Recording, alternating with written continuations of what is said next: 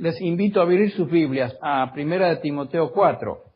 Primera de Timoteo 4, los versículos del 6 al 16, en particular, donde hemos estado estudiando las cualidades de un siervo excelente. Las cualidades de un siervo excelente. La frase clave de esta sección se encuentra en el versículo 6, donde Pablo dice: si esto enseñas a los hermanos, serás un buen ministro de Jesucristo. Un buen ministro de Jesucristo es la frase clave de todo ese segmento de los versículos del 6 al 16. En gran parte, Primera Timoteo, Segunda Timoteo y Tito fueron epístolas escritas ¿a quiénes? A pastores, a líderes de la iglesia, y en particular en estas epístolas el apóstol Pablo se dedica a delinear las características de un siervo de Dios. Pero en forma particular en esta sección que estamos estudiando, Pablo subraya las cualidades de un siervo excelente, y es por esa razón que estamos estudiándolas. Por muchos años o por mucho tiempo, personalmente he tenido un deseo y una inclinación particular hacia aquellos que están en el ministerio. Me refiero a aquellos que están sirviendo en el ministerio en una capacidad de liderazgo. En una etapa de mi vida serví al Señor, preparé ministros, o mejor dicho, me dediqué a preparar pastores o futuros líderes de la iglesia a través del Seminario Bíblico de Puebla con la Misión Centroamericana. Posteriormente, por 10 años, me dediqué a servir en esa capacidad a través de Logoy o FLET, que muchos de ustedes conocen, que no solamente se llevó a cabo aquí en los Estados Unidos, sino que fue a través de todo el continente, desde Canadá hasta Argentina y Chile.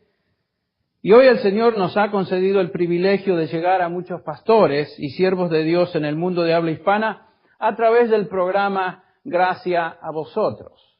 Ahora, con esto en mente, cuando llegamos a una porción como la que estamos estudiando, particularmente dirigida al hombre de Dios, es esencial que delineemos con mucho cuidado los principios que el Espíritu Santo, por supuesto, a través del apóstol Pablo, nos enseña en cuanto al ministerio y al ministro de Jesucristo. Les dije el domingo pasado que en cierto sentido este sermón o esta serie de sermones se dirigen a mí, pero por aplicación e implicación son dirigidos, o el sermón es dirigido a cada uno de nosotros como cristianos. Mi oración y deseo ferviente, por supuesto, es que Dios levante un liderazgo excelente en su iglesia a través de todo el mundo hispano. La semana pasada comenzamos a estudiar las cualidades de un siervo excelente en este pasaje y cubrimos 4 de ellas, si ustedes recuerdan, y vamos a hacer un pequeño repaso. En primer lugar, dijimos que un siervo de Jesucristo advierte a su congregación del error. Advierte a su congregación del error. En el versículo 6 dice Pablo: si esto enseñas o si esto señalas a los hermanos, serás buen ministro de Jesucristo. ¿A qué se refiere? ¿Qué es la palabra esto o estas cosas? Se refiere a las doctrinas de demonios, espíritus engañadores, hipócritas, mentirosos, falsos maestros, de los cuales él habló en los versículos del 1 al 5. Si señalas estas cosas, dice Pablo, serás un buen ministro de Jesucristo. Entonces, lo primero que notamos de un siervo excelente es que advierte a su rebaño del error. Número 2, también dijimos que un ministro excelente es un estudiante experto de la Escritura. En el versículo 6, la última parte, dice Pablo: nutrido con las palabras de fe o de la fe y de la buena doctrina que has seguido. El siervo del Señor debe mantenerse nutrido en las palabras de la fe. Las palabras de la fe se refiere al contenido de la fe en la Escritura. Y después dice, y de la buena doctrina. En otras palabras, es lo que la Escritura afirma. La fe, el contenido de la Escritura; buena doctrina, lo que la Escritura enseña. Tenemos que ser hábiles entonces como siervos de Dios, expertos en la Escritura, estudiarla continuamente y meditar en su enseñanza. En tercer lugar, vimos que un ministro excelente desecha la influencia de la enseñanza falsa. En el versículo 7 Pablo dice, desecha las fábulas profanas. El siervo de Cristo no tiene tiempo para considerar aquello que es falso. Ya en el capítulo 1, el versículo 4, notamos esta exhortación, en el versículo 3 en particular. Como te rogué al partir para Macedonia que te quedaras en Éfeso para que mandases a algunos que no enseñaran doctrinas extrañas. Esa es la razón por la cual Pablo dejó a Timoteo ahí en Éfeso y después agrega en el versículo 4, ni presten atención a mitos, genealogías interminables, lo que da lugar a discusiones inútiles, más bien que edificación de Dios que es por fe. Así te encargo ahora. En otras palabras, Pablo dice que el siervo de Dios no debe prestar atención a aquello que no edifica, sino que más bien causa dudas, quita convicción, confunde, no lleva a nada, sino a un laberinto de argumentos inútiles. Tengo algunos conocidos en el ministerio que les encanta hablar de temas y puntos controversiales realmente secundarios a lo esencial en el Evangelio y no promueven realmente aquello que es vital para la vida, el crecimiento del creyente y la convicción del pecado de aquellos que no conocen al Señor. Bueno, Pablo dice acá que el siervo excelente evita aquello que no lleva a nada. No tenemos que meternos en situaciones o en charlas, en temas que no edifican, sino que nos llevan o nos desvían, crean dudas, etc. El siervo de Dios está comprometido con el principio que el mismo Pablo enseña. Ustedes recuerden en Filipenses 4:8. Por lo demás, hermanos, dice Pablo a los creyentes, todo lo que es verdadero, todo lo digno, todo lo justo, todo lo puro, todo lo amable, todo lo honorable, si hay virtud alguna, si hay algo digno de elogio, en esto ¿qué? Pensad. El énfasis siempre es dedicarnos a pensar lo que es verdadero y no dar lugar a aquello que es falso. En cuarto lugar, dijimos que un siervo excelente es una persona disciplinada en la piedad personal. 1 Timoteo 4:7 dice, la segunda parte dice, Pablo, ejercítate, disciplínate para la piedad. Y en el versículo 8 nos dice que el ejercicio físico, y es la palabra gimnasia o gimnasio, dice que el ejercicio físico, que era práctica de los griegos en Éfeso y en todo el mundo griego, para poco aprovecha. En otras palabras, dice Pablo, hay cierto beneficio en el ejercicio físico, está bien. Pero la piedad es provechosa para todo, pues tiene promesa para la vida presente y también para la futura. Y aquí justamente entonces llegamos a la esencia de lo que es ser un ministro de Jesucristo. Su vida debe caracterizarse por una búsqueda de la piedad, aquello que es piadoso. Eusebia es la palabra, o Eusebia. Bueno, eso quiere decir piedad, una persona que busca las cosas de Dios. Entonces, dice Pablo que un ministro excelente es una persona que vive, se dedica a la piedad. Su ministerio no se va a medir por su popularidad o por su habilidad en términos de la comunicación pública o cualquier cosa que este individuo haga en público, sino que el fundamento de un ministerio eficaz se encuentra en el temple, la fibra, el carácter espiritual del hombre de Dios. Ese es el punto. John Owen, el famoso escritor puritano, pastor y teólogo puritano, escribió lo siguiente: un ministro puede llenar las bancas de su iglesia, puede llenar las bocas del público, pero lo que ese ministro es sobre sus rodillas en secreto delante del Dios Todopoderoso, eso es y nada más. Bien dicho, ¿no? Lo que un ministro de Dios, lo que un siervo de Dios es sobre sus rodillas ante el Dios Todopoderoso, eso es lo que es y nada más. Lo que uno es en secreto es lo que vale, no lo que uno es en público. Lo que John Owen está diciendo y la Biblia afirma una y otra vez es que lo que Dios demanda de sus siervos va mucho más allá de su capacidad, va más allá de sus dones. El punto focal, la esencia del ministerio es lo que uno es en su vida espiritual. Es sostener en alto la verdad de Dios y proclamarla, por supuesto, pero a partir de una vida piadosa. Eso es lo que está diciendo Pablo.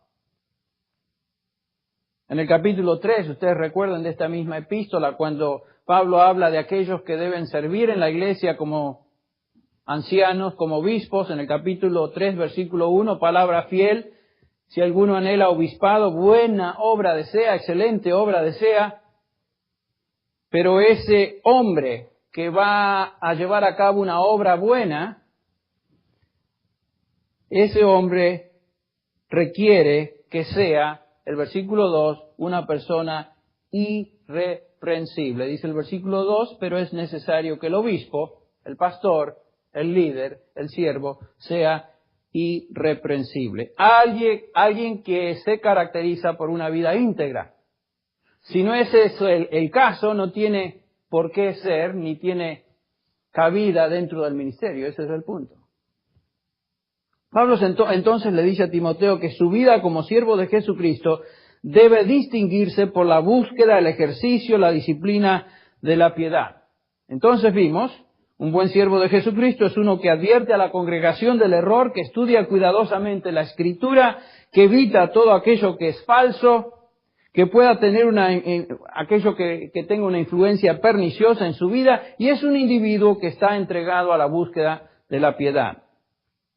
Ahora vamos a ver otra cualidad de un buen ministro de Jesucristo en esta porción. La encontramos en el versículo 10. La quinta cualidad de un siervo excelente es que está entregado al trabajo duro. Dice el versículo 10, porque por esto trabajamos, ¿no es cierto? Y nos esforzamos, o sufrimos oprobio, dice Reina Valera, porque hemos puesto nuestra esperanza en el Dios vivo, o el Dios viviente, que es el Salvador de todos los hombres, especialmente de los creyentes. Fíjense, Pablo acaba de hablarnos de un siervo de Dios que se preocupa por su vida y desarrollo espiritual, su santidad personal, que pone su mira en las cosas de arriba y no en las de la tierra, habiéndonos llamado a ser piadosos, hombres que buscan la santidad, ahora nos trae de regreso, nos fuerza a poner los pies sobre la tierra y nos dice que el ministerio no es solamente una búsqueda de cosas celestiales, sino que el ministerio es una tarea terrenal. Y nos dice que el ministerio es trabajo duro. El ministerio demanda arduo trabajo. ¿Por qué dice Pablo que por esto mismo trabajamos y sufrimos oprobio o nos esforzamos? Bueno, el versículo 8 nos da cierta idea hacia dónde él se dirige. La meta del ministerio es lo que vemos en el versículo 8, en la segunda parte, porque el ejercicio físico aprovecha poco, pero la piedad es provechosa para todo, pues tiene promesa para la vida presente y para la vida futura. Ahí está. Trabajamos duramente porque lo que hacemos tiene implicaciones eternas. No estamos lidiando con cosas pasajeras, cosas terrenales, con algo que se acaba, sino que estamos trabajando, hablando de cosas que nunca terminan, tenemos el futuro eterno en mente. Un pasaje conocido en 2 Corintios capítulo 5 nos ayuda a entender lo que Pablo le está diciendo a Timoteo. 2 Corintios 5, en el versículo 9, dice, por eso, ya sea presentes o ausentes, Pablo dice, como siervo de Dios o como siervos de Dios, ambicionamos serle a Dios, a Cristo, agradables. Aquí usa la misma palabra que aquí se traduce ambicionamos. Pablo dice ambicionamos, procuramos, trabajamos duro, ya sea ausentes o presentes, trabajamos duro para serle agradables. Y después nos da 2 razones por la cual él trabaja de tal manera. El versículo 10 dice, porque todos nosotros debemos comparecer ante el tribunal de Cristo. ¿Por qué? ¿O para qué? Para que cada uno, dice Pablo, sea recompensado por sus hechos, estando en el cuerpo, de acuerdo con lo que hizo, sea bueno, sea malo. Pablo dice, voy a tener que compadecer ante el tribunal de Cristo. En otras palabras, lo que hago en esta vida tiene consecuencias eternas.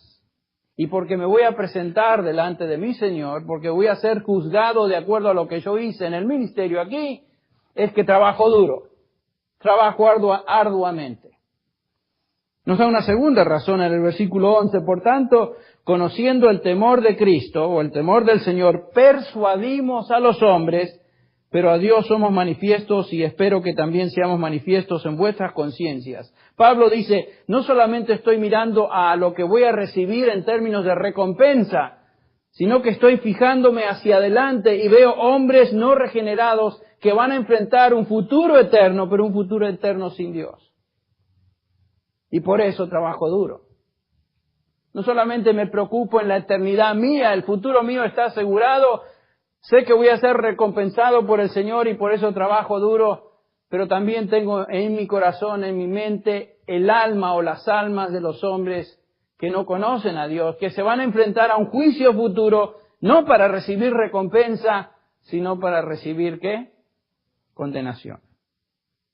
Vemos entonces que la perspectiva ministerial de Pablo era eterna.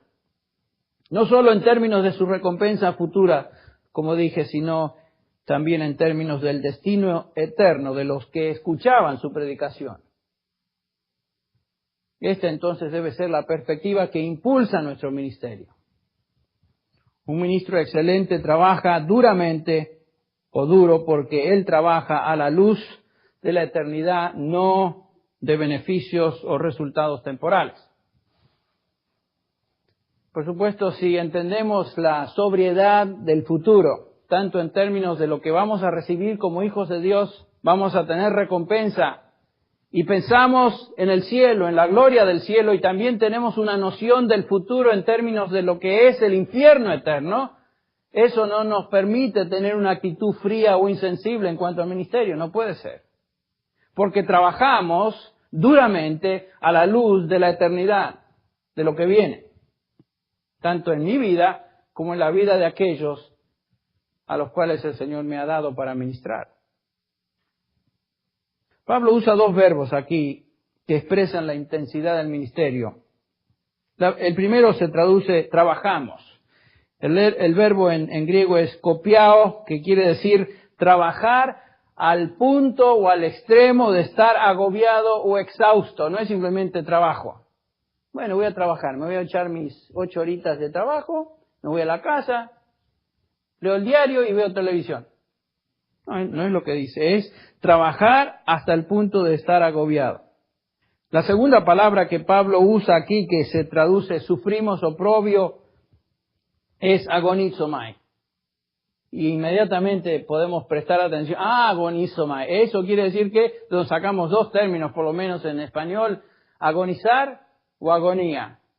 Imagínense. Lo que Pablo le dice a Timoteo, mira Timoteo, el ministerio requiere tal trabajo que lo que vas a recibir es cansancio y vas a estar exhausto y vas a agonizar en tu trabajo, en tu labor. ¿Sabes por qué? Porque los propósitos de esa labor son eternos. Oswald Sanders, y muchos de ustedes han leído su libro sobre el liderazgo cristiano, dice lo siguiente: el líder que no está dispuesto a pagar el precio de la fatiga por su liderazgo siempre será mediocre. El verdadero liderazgo siempre demanda mucha energía y entre más eficaz sea el liderazgo, más alto el precio que ha de pagarse. Bien dicho.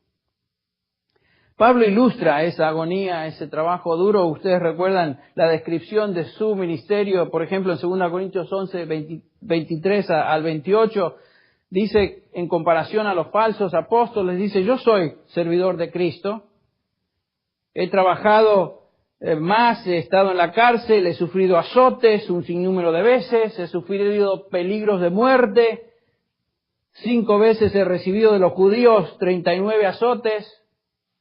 ¿Por qué 39? Porque el 40 se supone lo liquidaba y paraban al número 39.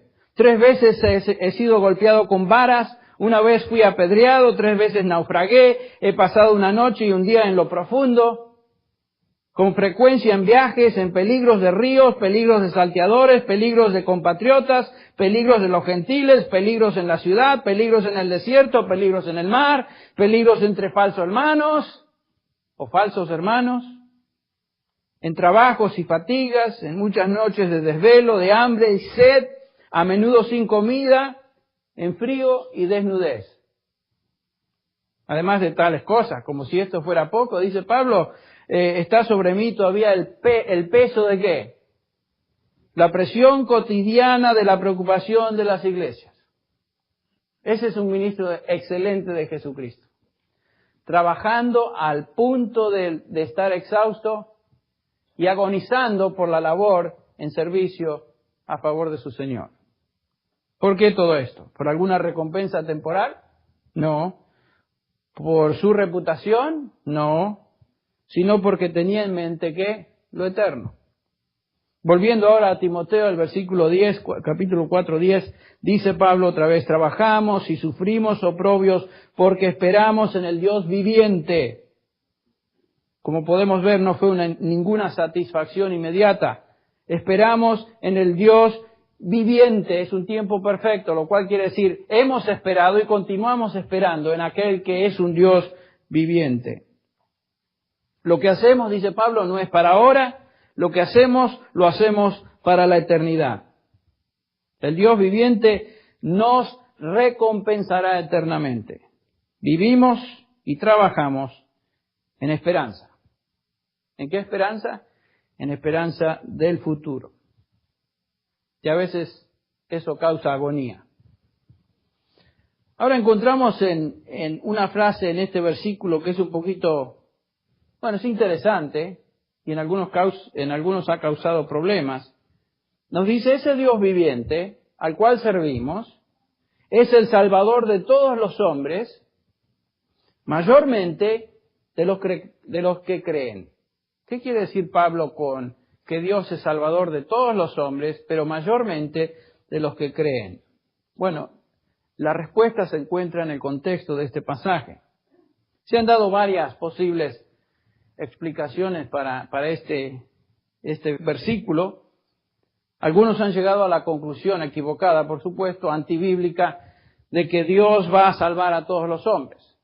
En el futuro, Dios va a cubrir el pecado de todos, se va a olvidar de todos los pecados y en Cristo Jesús, de alguna manera, todos, habidos y por haber, van a ser salvos. Como sabemos, eso es imposible porque la Escritura nos enseña otra cosa. La Biblia no se contradice, en otras palabras, no dice algo en un lugar y lo niega en otro lugar. Hay un principio de hermenéutica que se llama analogía escritura, que quiere decir que la Escritura es análoga a sí misma.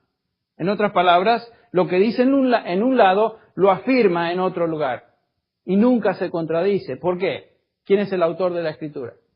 Dios. Y si Dios es el autor de la palabra de Dios, y segunda Timoteo 3:16 nos dice que toda Escritura es ¿qué? Inspirada, exhalada del mismo aliento de Dios, Dios no se puede contradecir. Si el Espíritu Santo es el que guió a hombres de Dios a escribir su palabra, el Espíritu Santo no va a contradecir lo que dice a través de Pablo, lo que dice Pedro, lo que dice Jeremías o lo que dice algún otro escritor bíblico. Positivamente sabemos que la Biblia enseña que hay un infierno, que el infierno es eterno, que es un lugar de lloro y crujir de dientes, es un lugar real. No es algo inventado, no es un mito. Es un lugar de tormento, es un lugar de oscuridad, de aislamiento y soledad eternas. Y que este lugar está reservado para los que rechazan el Evangelio. Jesús dijo a los fariseos, recuerden en el capítulo 8 de Juan, donde yo voy, vosotros ¿qué? No podéis, positivamente no podéis venir. ¿A qué se refería? Bueno, él iba al cielo y los fariseos iban en otro camino.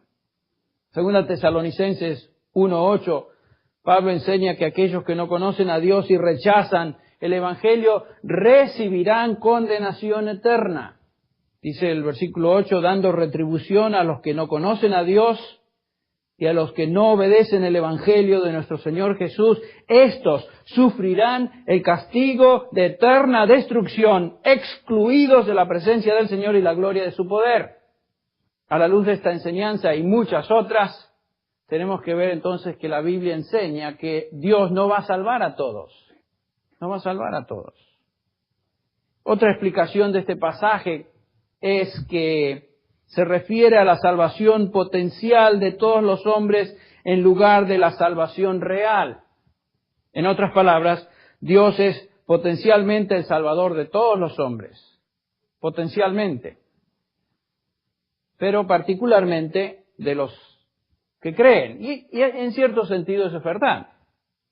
La muerte del Señor Jesucristo fue suficiente para cubrir el pecado de la humanidad, fue suficiente para cubrir, pero eficaz, sola y exclusivamente para los elegidos, para los que creen.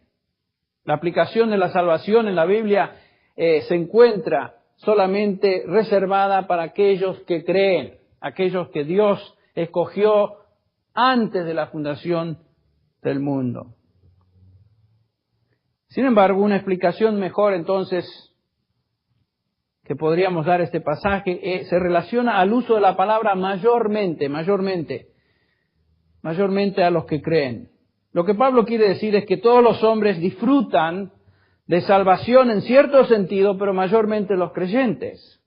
Entonces, ¿qué clase de obra salvadora o a qué clase de obra salvadora se refiere Pablo?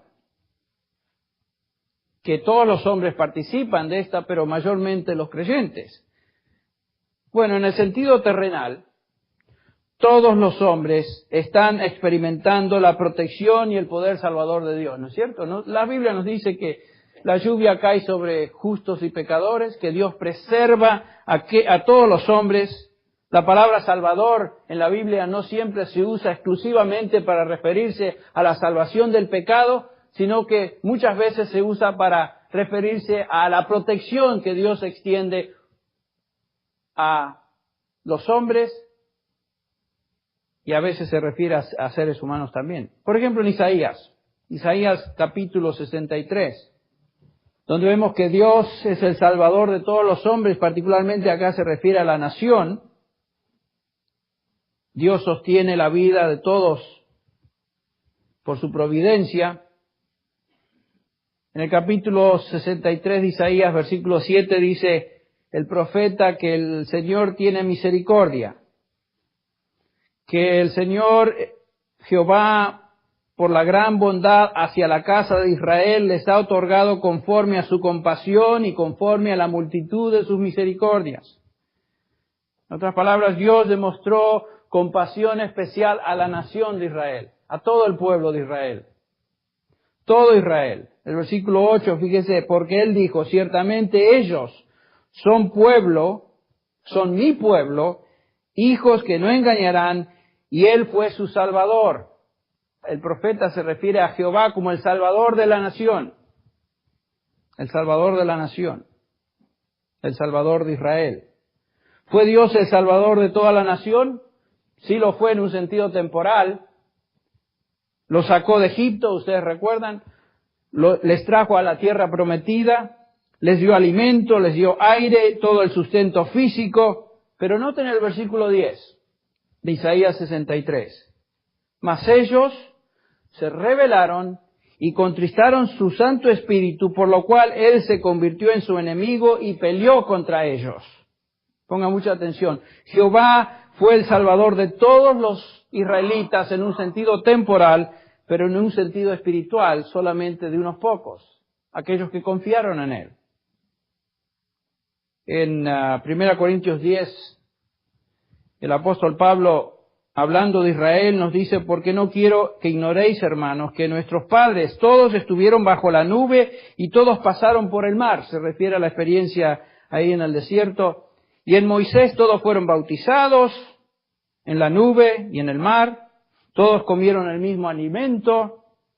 todos bebieron la misma bebida, pero el versículo 5 dice, sin embargo, 1 Corintios 10:5, sin embargo, Dios no se agradó de la mayor parte de ellos, pues quedaron tendidos en el desierto. En otras palabras, Dios fue el Salvador de Israel, en el sentido de que proveyó sustento a nivel temporal a todos, pero salvación eterna solamente a algunos, a los que creyeron y a los que creen. Nos dice en Hechos capítulo 17 que, hablando a los atenienses, que Dios provee alimento y vida a todos los hombres. ¿Ustedes recuerdan los versículos del 25 en adelante? Que en Él vivimos, por Él vivimos, estamos en Él. En otras palabras, Dios en un sentido temporal y general sustenta a todos los hombres, es el Salvador de todos los hombres, pero particularmente el Salvador espiritual de aquellos que creen. Volviendo ahora a Timoteo 4:10, dice Pablo, trabajamos duramente, esforzándonos hasta el punto de estar exhaustos porque creemos que las consecuencias son eternas. Servimos a un Dios vivo, dice Pablo, y nuestra esperanza está puesta en Él. Este Dios que sostiene la vida de todos los hombres, sostendrá también las almas de todos los que creen aquí y en la eternidad. Este es su argumento. Entonces no podemos perder de vista la perspectiva eterna a la cual se refiere Pablo. Quisiera que viéramos en el tiempo que nos queda una característica más de un siervo excelente, número 6. Un siervo excelente enseña con autoridad práctica. Fíjese el versículo 11, cortito. Esto manda y enseña. Esto manda y enseña. El que es siervo de Dios debe enseñar con autoridad. La palabra enseña tiene que ver con el contenido de la enseñanza, transmitir doctrina, instruir, pero esta instrucción debe darse en un tono de autoridad. Richard Baxter, otro de los puritanos, pastores y teólogos de hace unos años atrás, escribió, el siervo de Dios, escuche bien, me gusta esto, debe atornillar la verdad de Dios en la mente de sus oyentes. Tiene razón, la predicación debe ser la proclamación de la verdad de Dios en su palabra, pero debe ser una predicación que habla con autoridad. Mucho de lo que se escucha en los púlpitos de hoy es una predicación hasta cierto punto tímida, cortita, vaga, inofensiva, en muchos casos con mucha apariencia de autoridad, sí, porque algunos gritan. Y el gritar y hacer modismos y hacer cosas raras en el púlpito no quiere decir que eso es autoritativo. Eso es una payasada. Pablo no está hablando de eso. La efusividad en el predicador no indica autoridad, pero en muchos de los púlpitos lo que se predica o la forma en que se enseñe carece de contenido bíblico. En cualquier caso no tiene autoridad ni doctrina, por tanto ese tipo de predicación no transforma. Dios no nos manda a predicar sugerencias divinas, sino que nos manda a predicar mandamientos divinos. Ahí está la autoridad. La autoridad no reside en el predicador, no reside en su efusividad, no reside en lo que él hace en público, enfrente de la gente, reside en la palabra de Dios. Esa es la autoridad. Ustedes recuerdan Hechos 17:30, dice Pablo, por tanto, habiendo pasado por alto los tiempos de ignorancia, Dios declara, escuche bien, Dios declara ahora a todos los hombres en todas partes que se arrepientan. Dios manda a todos los hombres que se arrepientan. La predicación del Evangelio, la exposición de la palabra de Dios demanda un tono de autoridad, porque el que habla es Dios a través de sus siervos. Sí que debemos hablar con amabilidad. Claro que debemos ser mansos en nuestra proclamación, así como el Señor fue manso. Debemos hablar la verdad en amor, nos dice Pablo, pero debemos hablar la verdad con autoridad.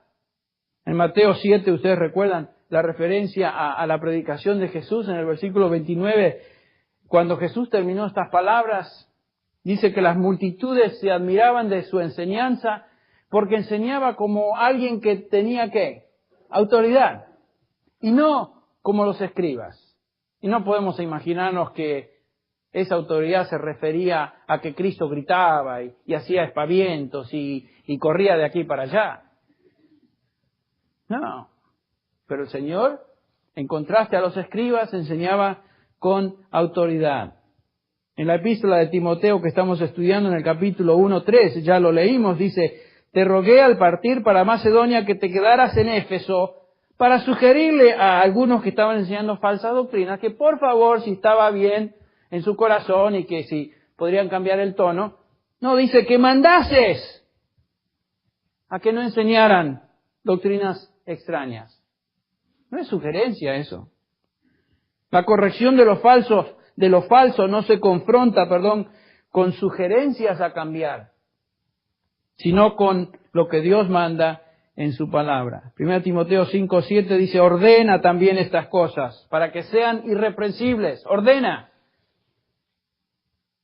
5:20 dice: a los que continúan en pecado, repréndelos en presencia de todos para que teman.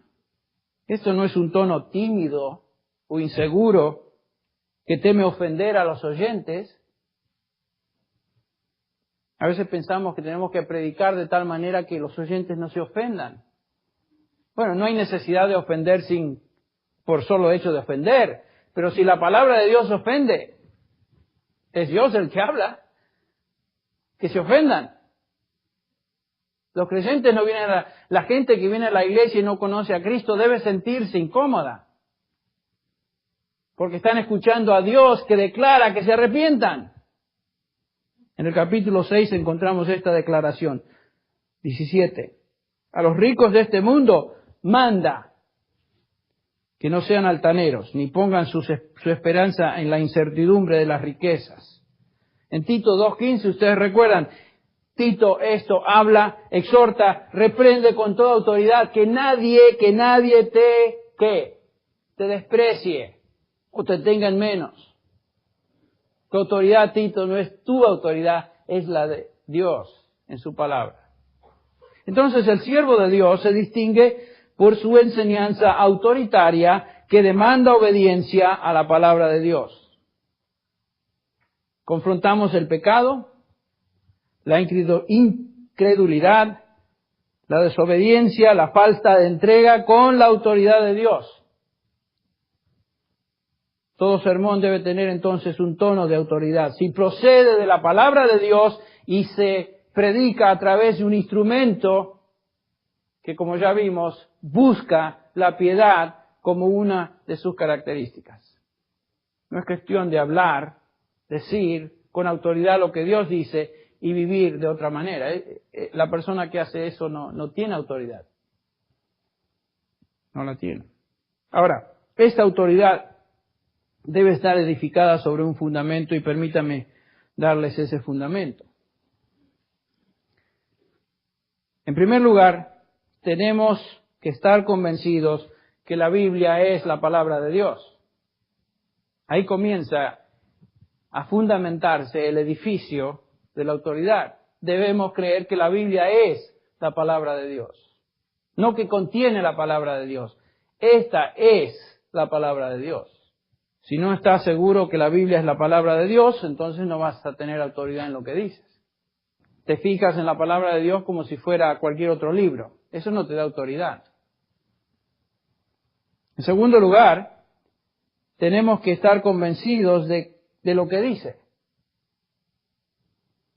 Si no estás seguro de lo que la palabra de Dios dice, tampoco puedes tener entonces autoridad. ¿Cierto? Tenemos que creer que es la palabra de Dios y tenemos que conocer lo que dice. Por eso el siervo excelente es un estudiante experto de la palabra de Dios. Tiene que saber lo que dice para tener autoridad. La meta de un siervo excelente es ser un experto en la tradición rabínica de ser un conocedor de la palabra de Dios. Vamos en camino a eso. Y esa es la meta de un siervo excelente. En tercer lugar, tenemos que estar comprometidos a comunicarla. Esa es parte del fundamento entonces de la autoridad. Tenemos que estar comprometidos. Debe ser mi compromiso con Dios de que voy a comunicar su palabra. Lo tengo que hacer. Ay de mí, decía Pablo, sino que predico el Evangelio. Ay de mí. Ese era su temor. Y en cuarto y último lugar, tenemos que preocuparnos por la gente que escucha la palabra de Dios. No solamente para tener autoridad, en último lugar tenemos que preocuparnos o tener conciencia de a quiénes nos dirigimos. Tenemos que tener compasión por los que escuchan la palabra de Dios. ¿De dónde viene la autoridad? 1, compromiso con la autoridad de la palabra de Dios. Esta es la palabra de Dios. 2, comprensión de lo que quiere decir. 3, la convicción de que Dios quiere que se comunique. Y 4, la convicción de que los hombres necesitan oírla. Nuestra predicación debe estar repleta de mandatos de Dios, no de ruegos sentimentales, como se observa en algunos contextos. Tenemos que hablar la palabra de Dios con la autoridad de Dios y dejar que la palabra haga su obra, por supuesto. Un siervo excelente, entonces, habla con autoridad práctica.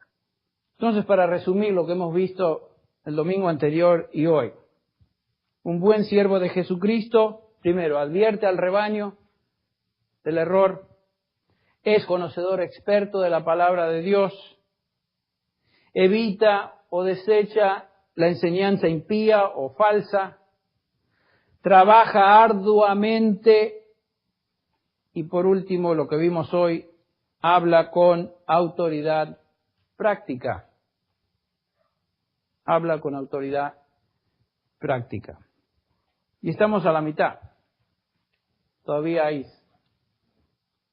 5 cualidades más que vamos a estar estudiando los próximos domingos. Ahora, este mensaje, dijimos, está específicamente dirigido para aquellos que dirigen la iglesia. Tengo en mente a ellos en particular y a mí, pero por implicación a todos nosotros que somos creyentes.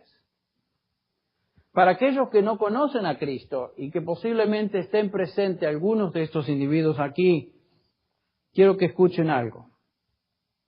Quiero recordarles que lo que hemos dicho y hablado tiene ramificaciones eternas.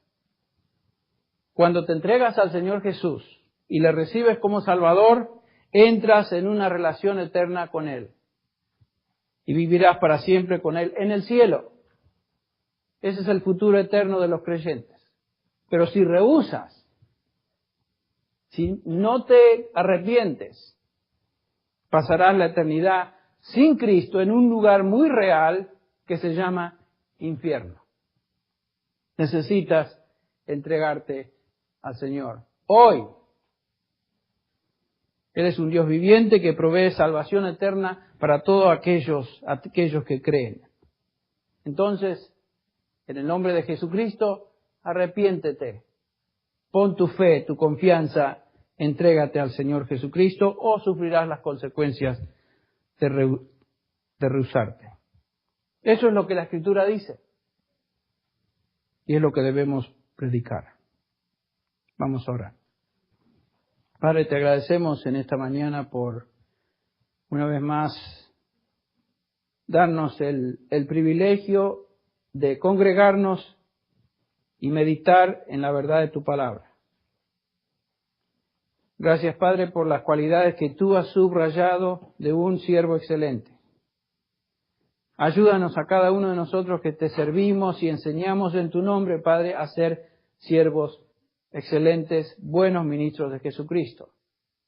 Ayuda a cada hermano o hermana en nuestra congregación que tiene la responsabilidad de enseñar a otros, a identificarse con estas cualidades y a buscarlas como parte de su vida.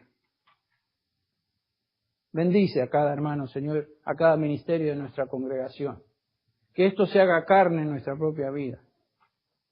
Bendice a cada creyente en nuestra iglesia, Padre, que de alguna manera está sirviendo a otros. Que esto sea parte también de su experiencia cristiana. Padre, en esta reunión, en este lugar, hoy, posiblemente haya alguna persona que no te conoce, que no conoce a Cristo. que va en camino a una eternidad sin Dios, no va a ser recompensado, sino que se enfrentará a un juicio eterno. Padre, hoy es el día de salvación. Hoy es el día de oportunidad. Toca ese corazón. Toca a esos individuos que todavía no conocen a Cristo Jesús como su Señor y Salvador en esta mañana. Gracias, Padre, por habernos, aquellos que pusimos nuestra confianza en ti, habernos salvado y saber, Señor, que nuestro destino está asegurado y que nuestra recompensa viene de ti y que estamos trabajando con metas eternas, no con beneficios temporales. Gracias, Padre, por esta exhortación esta mañana tan clara de tu palabra. Te alabamos y te bendecimos en el nombre de Jesús. Amén.